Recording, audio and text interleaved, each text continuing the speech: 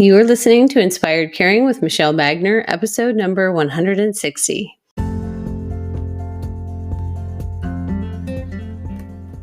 Hello, welcome to Inspired Caring. I'm your host, Michelle Magner.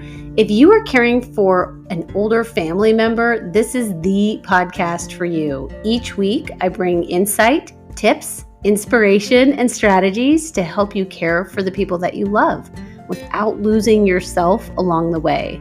Having cared for both of my grandmothers, I've helped manage everything from hospital stays, households full of belongings, to navigating senior living and end-of-life care. And I've worked in senior living as a result of that experience, serving my residents and their families as they've been on this journey too. Thank you for joining me today, and I hope you enjoy this episode of Inspired Caring. I am very happy to welcome Luba Carlson with Kalina Art Studio here today. Welcome, Luba. Thank you for having me. I'm so excited to be here. I'm so pleased that you're here, especially as we are stepping into spring and summer, and people have just been feeling very maybe stuck. I just think the arts and creativity, there's an awakening that needs to happen in us at this time. So I think this is perfectly timed. Being in Omaha, we are very blessed with different kinds of weather. So we did get a little bit of sunshine and we get a little bit of spring mood, and now it's getting back into cloudy and dreary. But art is exactly what keeps me awake on super cloudy days. Yeah, and it helps us, I think, grounded in ourselves. So I'm excited to have this Absolutely. chat today. What is your background? Like, how did you end up where you are today? Well, in a nutshell, I ended up with a master's in math and bachelor's in education after I graduated. And I met my husband. I was 27 years old when I met my husband. And at 29, I moved to the States, where I really had to reinvent myself because when you move to the States, I thought I was very employable and I had all the skills I needed. And I learned that for some positions or many positions, I was considered overqualified. But then others found me underqualified because I did not have work experience in the country. So I ended up trying to start different businesses. Yeah, go ahead. Well, which is a weird thing, right? Because you didn't have work experience in the country, like you left it, packed it, and put it in storage in a different country or something. Like it's you, it's your being, it's your skill set and your experience and your wisdom and your knowledge. That is very fascinating. Apparently, this is how it works here. You're supposed to have experience in this country. Okay. Otherwise, nobody cares, I guess, what you did before. It doesn't count. It just They're doesn't like, count. what'd you do here? Yes, exactly. And so, yeah, I started a couple of businesses. Something went well, something didn't. And then we had to move to Texas, where I started a daycare from home. And I had 6 kids under the age of 4. So very soon it became very overwhelming. I did not really have much time for myself. I found myself in a spot where I did not hear my thoughts. I was just moving from one thing to another to get things done. And that was when I realized that for my own mental health, I needed to do something, just something. I tried meditation, which did not work for me because I'm a busybody. I cannot sit still. I cannot. That's just not working for me. And around that time, I was 39. Around that time, adult coloring books just took off. And I thought, I'll try that. I'll give that a try. So I got a couple of books from Amazon, and I remember the feeling of rage, complete rage, trying to color within the lines that somebody else put in the book for me, because that was a manifestation of what my everyday looked like. Oh my There gosh. were coloring within the expectations that I lines. was supposed to follow, and I just could not color. And I thought, okay, well, maybe if I put my own lines on paper, maybe that would save my sanity and like give me some grades. And having masters in math, I'm very familiar with rulers and pencils and compass and things Mhm. like that. And so I thought, okay, what's geometrical that I could do? And I thought of a mandala. Oh, And yeah. so that was the very first time I locked myself in the bedroom. My husband took care of my kids, and I pulled all of that out. I pulled my book and I made my own first mandala. It took me about 2 hours, and when I was done, I felt like I was a new person. Mm. The fog lifted, I could hear my thoughts. My heart rate slowed down, my breathing, like I was breathing normally instead of this, like always stressed, shallow, Or trying holding to your breath, catch up, just holding holding. your breath for everybody forever. And so that's how my journey started. I did not draw before that. I did not do like all my creativity was to maybe try and crochet something. Like that was my whole thing that I did. And surprisingly, it worked. And so I just went on to that, and little by little, here I am Oh my teaching God. art. And what is the representation of the mandala? Where does that come from? What is that? For me, the mandala is a representation of balance and growth. Um, I believe that everybody who ever tried to create one finds something different in it for themselves. It does come from, oh, please don't judge me harshly, I think from monks in Asia, Tibet, something like that. And they do it in their monasteries. They have huge rooms, and they use colored sand. Mm. And they create a mandala on the floor. And I'm talking huge, like 20 feet, 30 feet, Oh my gosh. think 15 colors, think 20 colors. It's beautiful works of art. But the thing is that the moment it's done, they sweep it off and they start another. They It's sweep it away. They sweep it away and they start another. They don't take pictures of it, they don't put it on Instagram. Which is such a loss. But Wow. it's a tool. It's a meditation tool. It's something that allows you to immerse yourself in an activity where you can find flow by doing something repetitive. So the flow, you can find flow when you're doing something that's challenging enough to keep you focused, but not too challenging to give you frustration. And when you find yourself in that point, this is when you start seeing benefits of that mentioned above meditation. Yeah.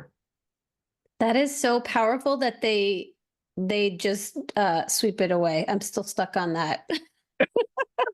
I know, I know. When I read that first, I was like, did I read that right? They really do not keep them. And it's But I almost, keep mine. you kept yours good. Yeah. It almost feels symbolic of whatever was flowing through your head, whatever it was you were processing or working on or stewing about. It's almost as if it is to completion and then you Yeah. are getting a fresh start. Yes, there is a lot of wisdom in that whole process. Yeah. So you're locked in a room. Oh, wait, when you said you started a daycare and you had 6 children under 4, are all those children your children or were those the No, no, children no. that you were watching? Gotcha. So I had an 18-month-old, Okay. my own. And then I took children under my care. Okay. So I think I got 3 more at that point. Then I had my youngest, that was 4, and then I got another one that was 6. So So yeah, many little kids to be around. it's a lot of kids to be around, and most of the time we had a blast. Yeah. It was a great time. It was a lot of fun. But running a daycare from home is very isolating. Yes. And there is a lot of preparation goes into that, that I don't think many people realize how much work is done in the background. And when you're working with the kids of this age, you cannot necessarily just, give them an activity and step away a little bit, right? And work on whatever needs to be worked on. You kind of are hands-on all the time, which is why it's super stressful on your brain.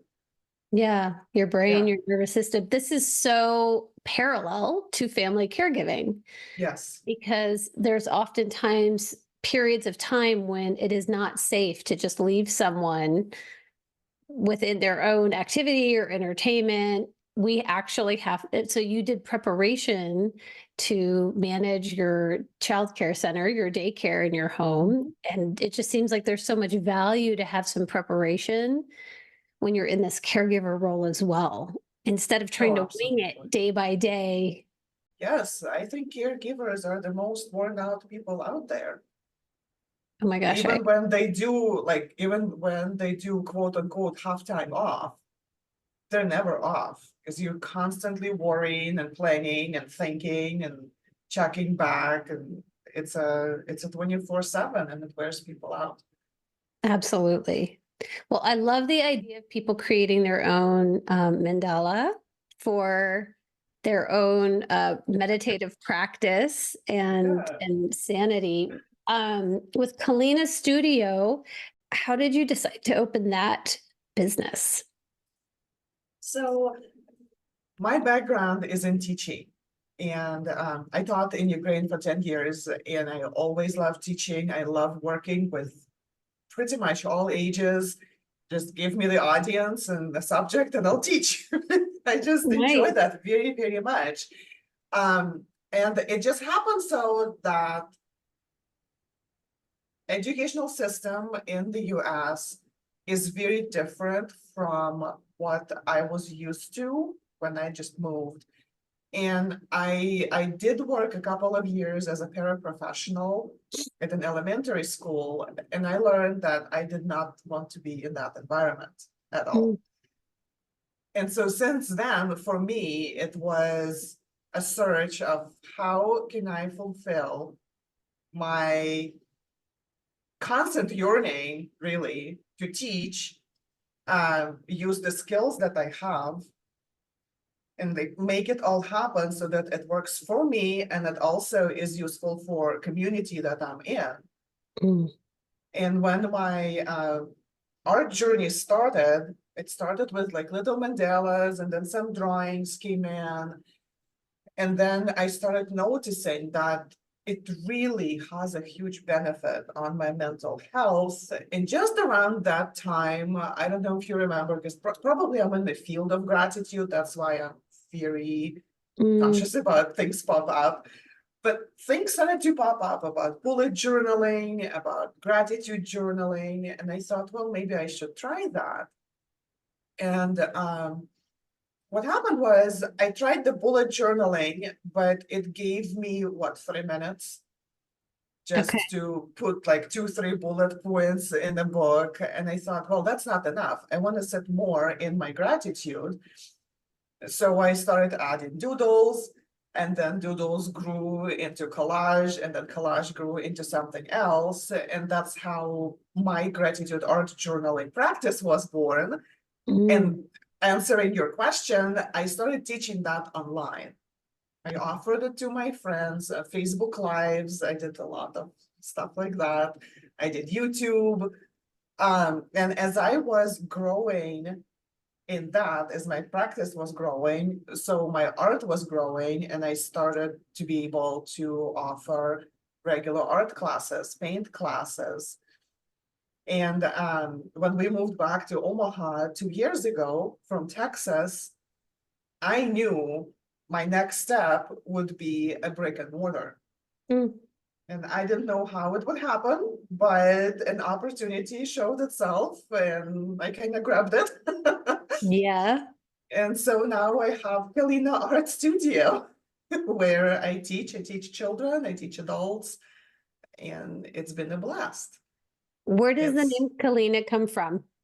so my maiden last name is Kalinina, which originates with the word Kalina. So the base root is Kalina, and Kalina is gilderberry.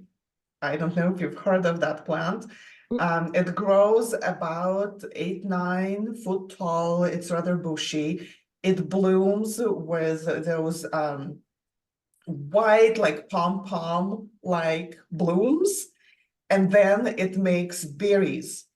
And then you can collect those berries after the first frost. They become sweet. They need to freeze. If they don't freeze, they're awful. But if they freeze, they become sweet.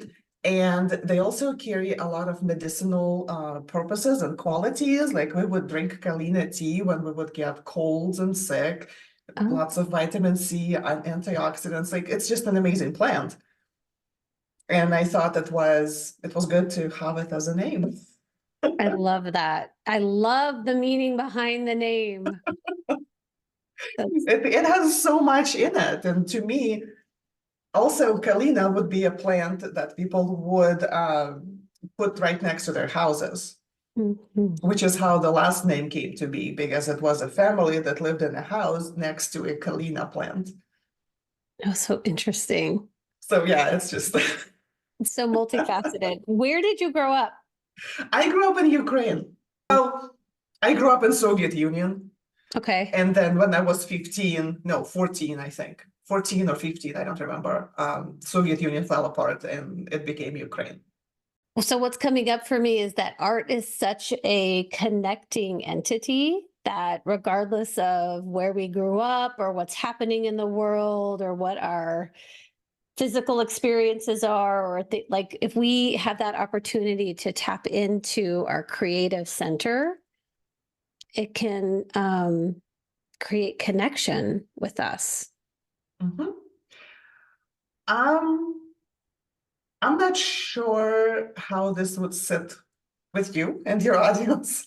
Let's lay it on us. Let's see what happens. But yeah, here we go, right? So I believe in God, and God is a creator. And when God created humans, he created humans in his image, meaning that he put that creativity in every single one of us. The sad part is that there was a research done, so it's not just me talking, that children under 6 years old show about 97-98% level of creativity. So most of the children are very creative. But when they started testing them 3rd, 4th grade, that number went down to 50%.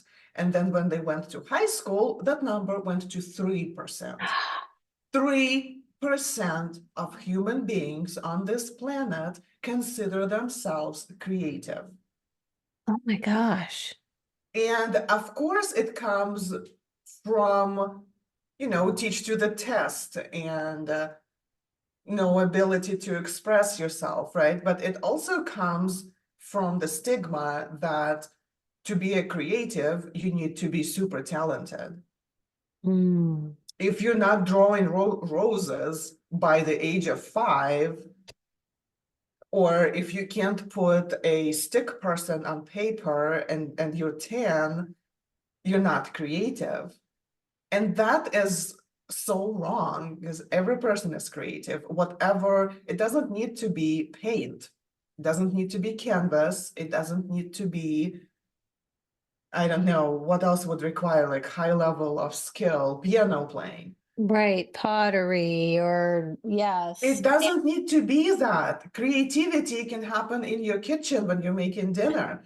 It can happen in your living room when you're rearranging your furniture or when you're trimming your plants. Creativity happens every single day. We're not seeing it. And as we're not seeing it, we cannot be grateful for it. And when we're not grateful for something that we have, it cannot grow. Oh my gosh, let's take a moment. Let's just take a moment, because I'm actually feeling very teary right now. When we are not grateful for what we have, it cannot grow. Yes. Yes.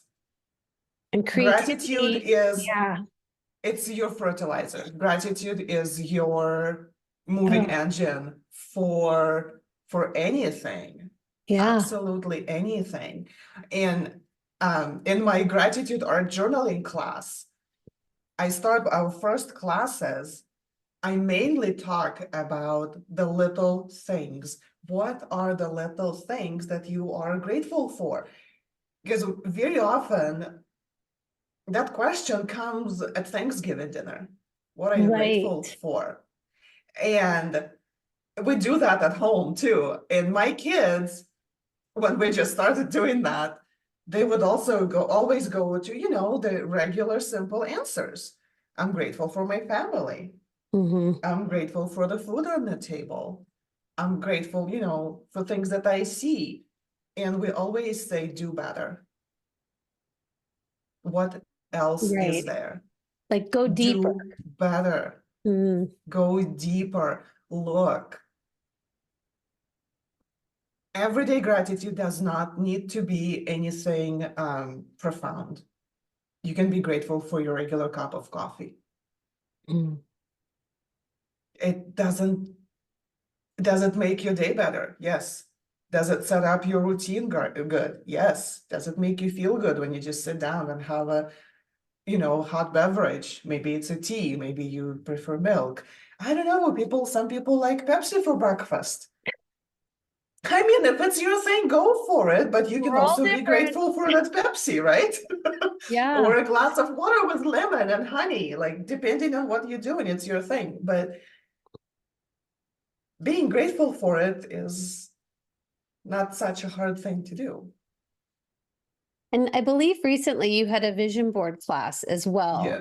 So we Yes. have the gratitude art journaling, we have Mhm. vision boards. Yes. How can we start to work some of these things into our life today? So I think the easiest, um, okay, I shouldn't say the easiest. There's a few things that are super helpful. One is to not overthink it. Two is to not think that you need a whole lot of time for this. Take little steps and see what happens. Pay attention. Mm, Pay attention. If you have a planner, let's say it's just a planner, if you try and in your planner every day as you open it, just on one line, just write down your gratitude. It's easy, right? But it's a mhm, habit. It's a habit that you kind of stick to it. The main issue is that we forget. We're so busy that we forget. So mm. having little reminders helps. Having maybe like a bracelet or deciding that, oh, this ring is when I see this ring, I will think about my gratitude. Or I always say my gratitude before I drink my coffee. Or what else? Sticky notes, little marks in your mirror. I literally would put like a little heart with my pen. I would draw a little heart on my thumb. And nobody knows what little heart means.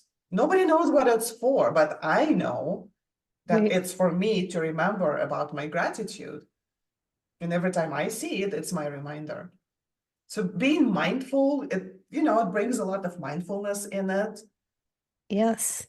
but also knowing why you're doing this, what you're looking to gain. When we know what we want, we work so much harder for it. So yeah. When we're connected to that, why we're doing it. Um, I think doodling or scribbling has started to take off a little bit these days, where people are just freehand drawing. That's an interesting practice that I had never heard of before, but I can envision just for someone. I love that we're taking the gratitude journal practice, which so many people struggle with, and are Mhm. introducing an idea of doing it in a different way. Yeah. Do you Why have does it need to be a journal? Tell me this. Why right, does it need to be a journal? right. It's not about the journal. It's not about taking pictures of things that you're grateful for and putting them on Instagram. It's not about that. It's about you consciously and mindfully spending time in your gratitude. Yeah. And the best thing, go ahead. And generating the feeling. Yeah. But why, right? Why? And I'll tell you why, because when you generate that feeling and when you express your gratitude goes directly into into God's ears. Just sit with that for a moment. He is a creator, which makes him an artist, which makes him um sensitive, Mm-hmm. sensitive about the things he puts out for us. Now, imagine a 4-year-old who has drawn a house for the very first time in her life, and she brings it to her mom, and she's so proud of it. And she's like, look what I did. And mom can be like two ways, right? She can do, oh yeah, fine, put it in the fridge. Mm-hmm. Or she can actually make eye contact and say, this is awesome. What did you use? How did you make it? How long did it take you? How does it make you feel? Oh, this is fantastic. Oh, this is going in a frame. I'm going to make stickers of it. And so the reaction of that little girl on the following day, when she sits there and she thinks, well, I could draw another something for my mom and make something for my mom, or I could just go and play with something because my mom really didn't like what I made. Mm. God is the same. I mean, yeah, it might sound a little weird, but he is the same. When he hears us telling him that that was awesome, guess what he's gonna do next time? He's gonna do something even more awesome. And he is gonna listen to what you have to say closer than he listens to somebody who is never happy and always complains. And I'm telling you this from my Yeah. own experience. Yes. Sounds a little woo-woo, but yeah. I don't think it's woo-woo, and No. I believe in God, and I believe that we are receiving these messages constantly. Oprah talks about when someone gets a tap on the shoulder and then a smack up the head and then a ton of bricks falls on them. Like those are our little opportunities for wake up call. And I think it Yeah. also works in the way you're talking about, where if you are exploring some creativity in just even the simplest way, that you can come back to God with a space, and that God will give you more creativity to even tap Absolutely. into. But it's not just creativity, it's everything. And since we are on God topic, think about the Lord's Prayer. Yes. What are the first words that Jesus taught to the crowd? He didn't tell them, oh yeah, come griping and whining. He didn't say that. Right. Right. Come with praise. Start with praise. Praise takes the most part of whatever Jesus ever taught, but somehow it all got forgotten because we have our needs and wants, and we also have a lot of guilt. Oh my gosh, needs, wants, and guilt come with praise, because we know energy flows where our focus goes. Tony Robbins says that. So many great thinkers share that Absolutely. philosophy. And needs, wants, guilt. We have probably fewer needs that need to be met than ever before. We are in the most comfortable time in human history. Like if you think about biblical times and the people who were barefoot, Right. completely disconnected from others, Right. other communities. Right. So really, I think it invites us to think about what are our priorities and where are we putting that space and creating the space in our life in those times so that Yeah. we can maybe harness our wants and not feel this guilty. But we feel guilty exactly because we're not seeing the other side. We're not seeing all the good. And so we feel like our wants are never ending, and that creates guilt. Mm-hmm. It's a vicious cycle. The only way to stop the cycle is actually to jump to step one and give praise. Give praise.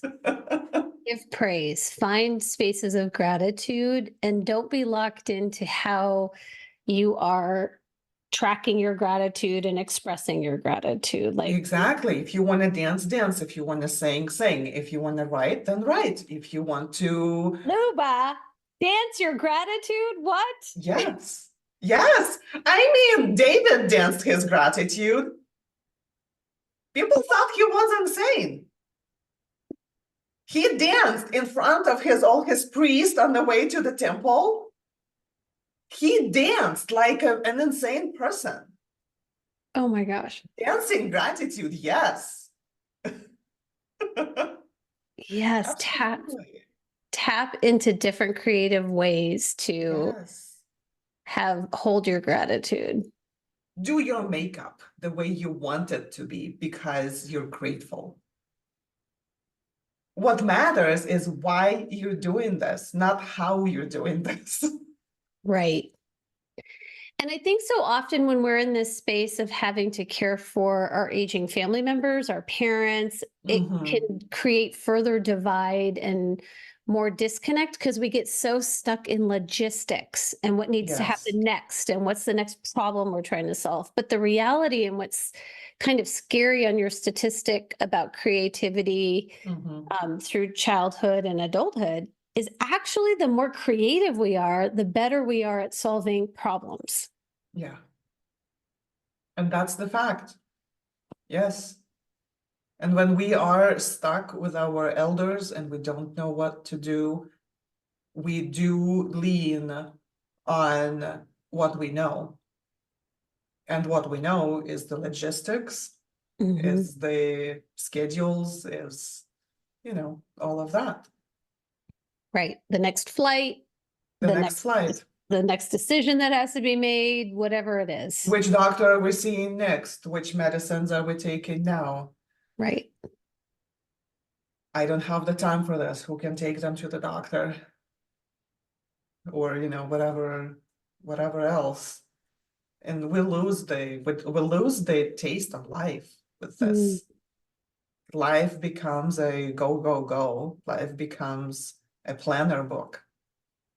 That Mm-hmm. there is so much more to life, so much more. What's coming up for me is how do you want to feel at the end of the day, at the end of the week, at the end of the month? Because ultimately, all of that adds up to the end of your life. Yeah. And so having the opportunity to be still, tap into some creativity, explore, like the word explore is coming up for me. Just how are we Yeah. exploring our surroundings and our communities and nature? It feels like, How are we going to look at ourselves at the end of our lives and ask ourselves, who am I? mm, Who even am I? What did I do? Like the last, God willing, 60, 70, 80, 90 years. What did I spend this time on? Did I even find out who I am? Or was my whole life following the should and would and must and have to? When you allow yourself space to be creative, you allow yourself to hear your own voice. And with all the honesty, it can be a little bit scary, especially at first, because you can hear things. You will hear things that probably you do not like. You will probably find out that, oh, I actually do not like this. I do not like how this person talks to me. And now that I acknowledge this problem, I have to do something about it. It's a lot easier to stay busy and complain and, keep going on the same cycle than mhm, actually do something about it. But when you break out of that first thing and you start feeling the freedom that you received from that, you won't be able to stop. And that's also scary. it's its own endeavor. It's its own new It bar just, that we set. yeah, it keeps growing and growing and growing, and it's only up to you to keep growing or stop growing. I often say, wake up, pay attention, and choose. Yes. And I think tapping into those still moments where we're listening to the voice, that is our opportunity to wake up and begin to pay Yes. attention. And I would like to add, and I believe that you would agree with this, that if the voices that you are hearing are negative or shameful, that is Mhm. not God. Absolutely. Absolutely. The voices that are so God's voice always comes with a confirmation. It comes with relief. It comes with hope and joy. Mm. If you hear it and it comes with fear, doubt, it's not God's voice. I also teach people to pay attention to synchronicities, which is when things happen on a repeat. And it can be a word that you will see, like it could be a sticker on a bumper, and then it will be a word in a magazine that pops up, and then you'll hear that same word in a song. This is a message that keeps coming through to you. This is that proverbial tap on your shoulder. Like, Mm-hmm. don't wait for the hit on the back of your head, and Mm-hmm. God forbid, the load of bricks on top of you, you know? And oh my gosh, I lost the train of thought. Well, so we were talking about the synchronicities, and you teach people how to track those. Oh, the word of yes, so that when you get a message, and you will know it's a message because it really comes in a special way. You will know, you will be like, oh boy, is this something that I need to pay attention to? Mm-hmm. Start looking for synchronicities, because if it's the right message and it's meant for you, it will repeat itself. If it comes from the other side, from fear, anger, guilt, they do not repeat. They will find a different message. They Mm. just poke you and they're like, oh, that didn't work. Okay, let's throw this spaghetti on the wall and let's add some meatballs to this and add something else and something else.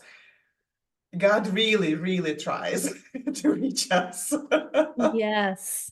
Tirelessly He working to does. reach us. Yes, Yeah. yes, I think the yes. other thing that's surfacing right now is if it's a message that has the word should in it, like you should do this, you should do that. For me, I just get curious. I don't I don't believe God's messages come with a should. I wholeheartedly agree. Okay. I didn't know where you were going to go. So I'm just, as I'm thinking here and thinking through my own Yeah. downloads and what I receive, I just feel like if it's a finger pointing, guilt, fear, shame inducing thought, Mhm. those are usually attached with should. You should be eating better. You should be exercising more. You should go see your mom more. You should have cleaned out her closet, mop the floor. All of those things that come with that messaging with should, Yeah. to me, is not God. That doesn't invite creativity. That doesn't invite Mhm. space for reflection. That doesn't invite space for synchronicities. Yeah. I think I just went real fast through the should, would, must, have to, and it Yeah. kind of got jumbled up, but that's exactly what I meant. If it comes from that side, what you feel is pressure. Yes. And God is never about pressure. Yeah. It's pressure comes from guilt, Right. and there's no guilt in love. So Luba, you are dropping the wisdom right now. There is no guilt in love. there's no guilt in love if it's real love, selfless Yes. love. Or light. Yeah. There- Why yeah. would there be guilt? Right. It doesn't make sense. Oh my gosh. And all of this, I mean, I feel like the conversation organically headed in this direction to Oh yeah. really invite people to to bring creativity back into their lives, to bring creativity back into their homes, back into their workplaces, back into the places where they're feeling stuck. Mhm. And this is the precursor sometimes of just having some permission, giving yourself permission so that you can create the space to allow. Oh my gosh. Giving yourself permission. You do not need permission. You have the spark. You just need to use it. You need to recognize the fact that you have the spark within you and use it. Permission comes from somebody else who told us to not take up space, to not do the thing that brings us joy because for some reason it bothered them.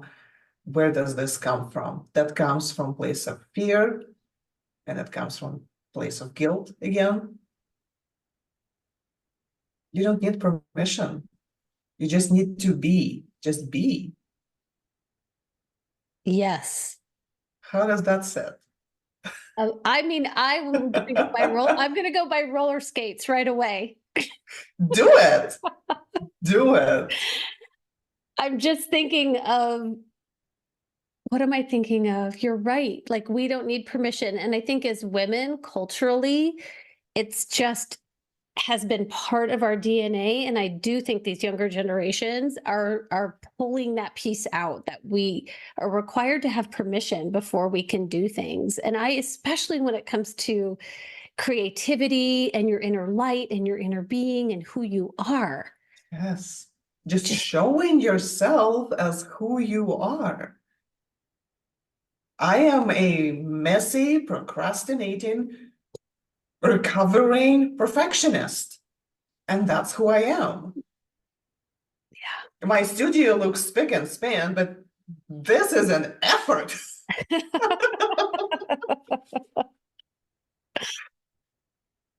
But not having guilt, right? Again, not to be judged for who I am. Oh, what are they going to think? What is somebody going to think? If me in my, how old am I? 46. So if I'm 46 and I've never rollerblade and I go and buy rollerblades and try and do that, what are they gonna think? Who cares? Who cares? Yeah. Who cares? What they're gonna think is on them. It's in their head. This is going back to permission. You don't need their permission to do what you want. You And are your own person. right. And it goes back to the outlets of expression. Yeah. How do you want to express yourself? How do you want to express gratitude? And is what creative ways feel aligned for you to do that?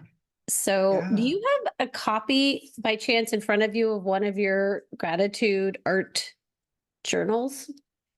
Gratitude art journals. Is that what you refer to it as? That's what they call them. Okay. Yeah, it's just Yeah. so this one was filled in during the previous semester of gratitude art journaling class.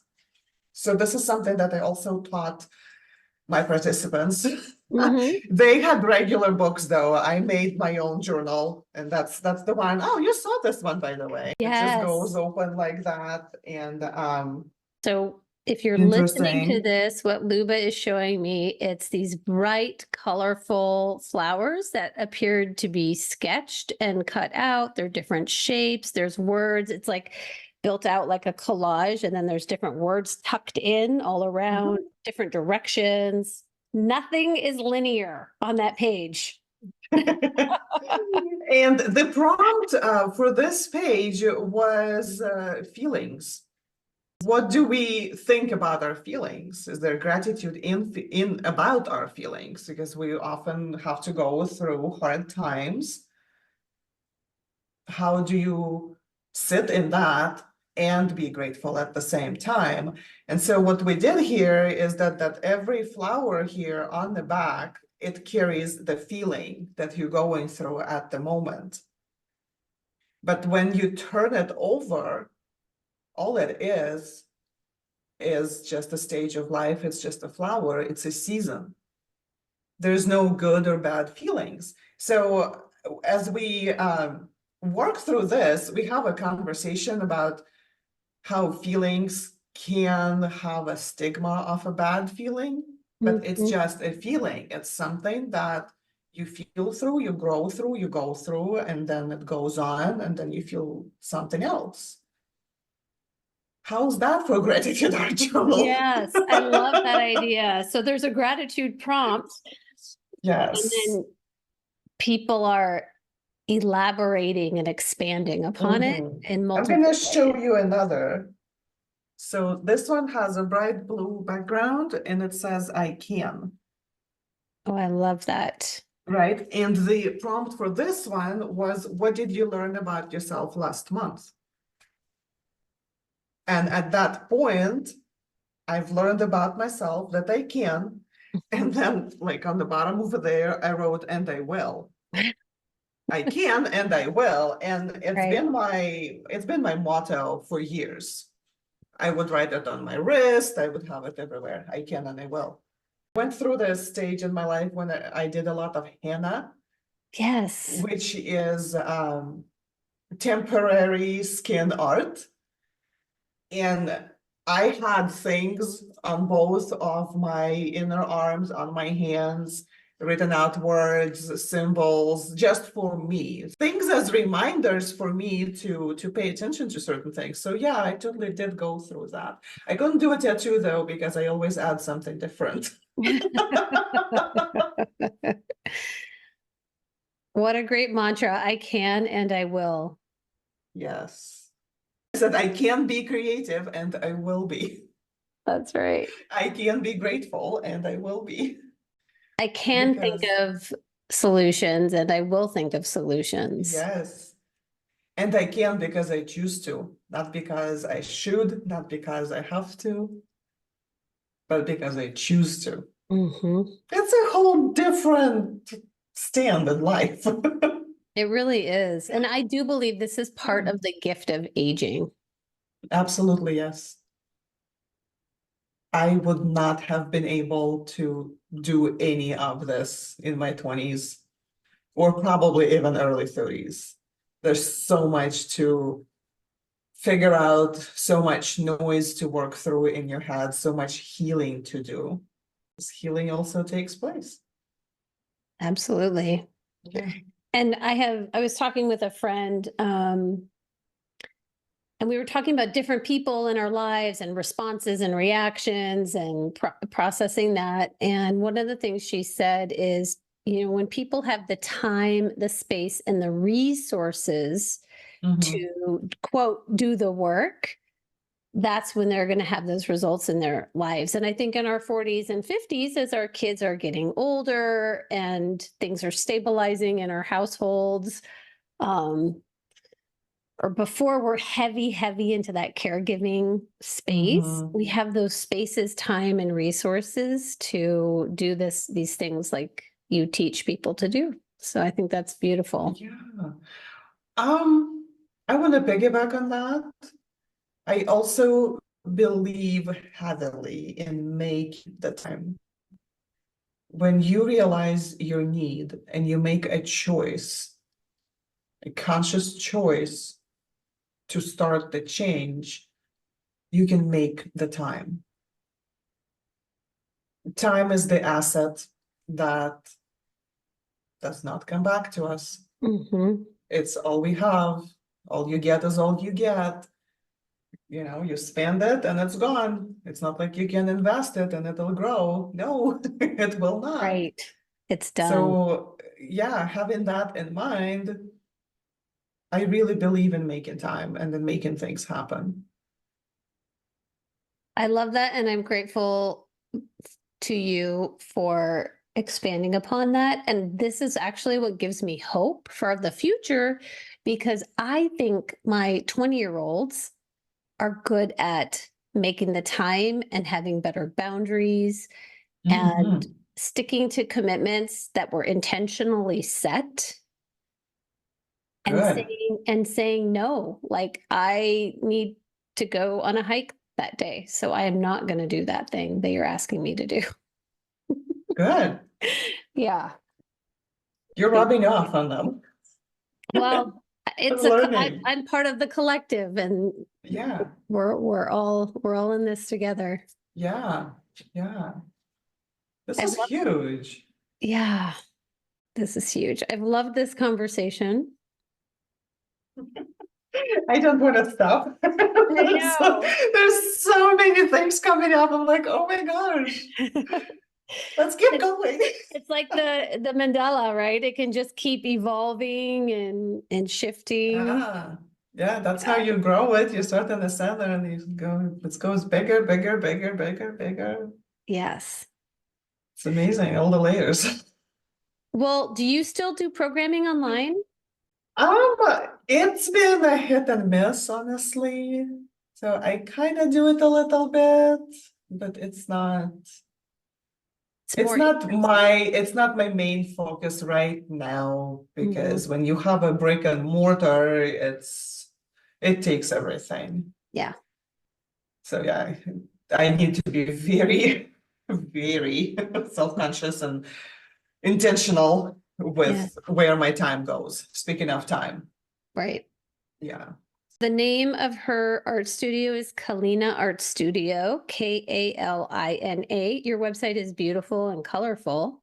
Thank you. Yes. So if people want to pop over there, I'll put the link in the show notes. Just maybe you can get some ideas, and hopefully throughout this episode, um, there has been a spark for you that's been reignited to be creative and invite that into your life, because it is part of our life source and life. Absolutely, yes.